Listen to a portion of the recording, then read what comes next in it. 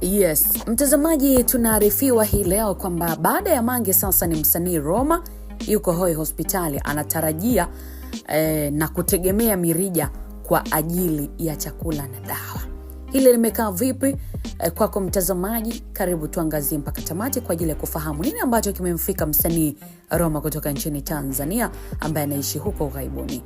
Baada ya mwanaharakati wa mitandao ya kijamii Mange Kimambi siku kadhaa zilizopita kuripotiwa na kuvuja kwa video na picha akiwa hoi hospitali, sasa imeonekana kuwa ni zamu ya msanii nguli wa hip hop na bongo flavor Roma Mkatoliki, ambako siku ya jana ameweza kushare kupitia mitandao yake ya kijamii, hususan mtandao wa Instagram, video fupi akiwa katika gari la wagonjwa na akiwa katika hali mbaya.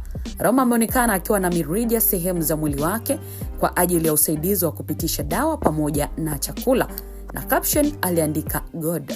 Ilikuwa ni maneno ambayo Roma aliweka kwenye video yake hiyo, akionyesha shukrani yake kwa Mwenyezi Mungu kutokana na hali yake ya kiafya kwa sasa. Lakini mpaka sasa nyota huyo na mwanaharakati wa kisiasa bado haijaweza kubainishwa kwamba yupo hospitali kwa ajili ya tatizo gani la kiafya. Roma ilionekana kuwa katika gari la wagonjwa akielekea hospitali, na kwa kufuatilia pia Roma hakuwa active mitandaoni kwa zaidi ya siku 10 sasa, ambapo posti yake ya mwisho katika mtandao wa Instagram ina zaidi ya siku 10. Jambo ambalo sio kawaida kwa Roma ambaye amekuwa miongoni mwa wana mitandao wakubwa pia ndani ya nchi kwa sasa hivi.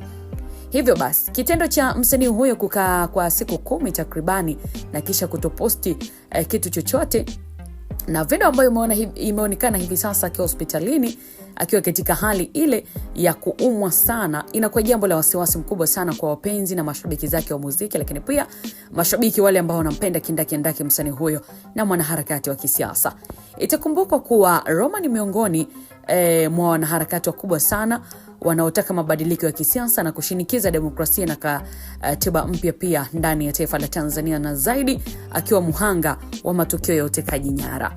Roma aliwahi kutekwa na kisha kutupwa maeneo ya Ununio, na baada ya hapo aliamua kutafuta makazi kama mkimbizi wa kisiasa nje ya nchi na kufanikiwa kupata huduma hiyo nchini Marekani, ambapo amekuwa akiishi huko kwa zaidi ya miaka 6 hivi sasa.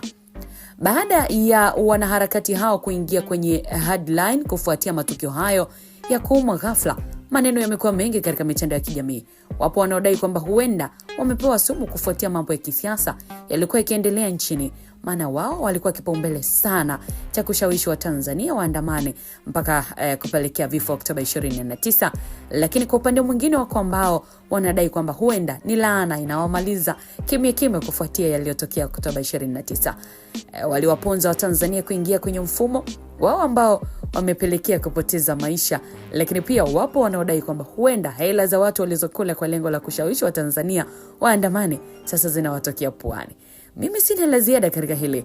Una maoni gani mtazamaji na mfuatiliaji wa Bao Media? Unadhani nini kinaendelea kwa hawa wanaharakati mara tu baada ya Mange sasa tumemwona pia Roma Mkatoliki? Baada ya kudondosha comment yako, next time tutaweza kuiangazia kwa uzuri kabisa. Uwe na wakati mwema. Jina langu ni Official Rose D. Usiache kusubscribe, kulike pamoja na kucomment.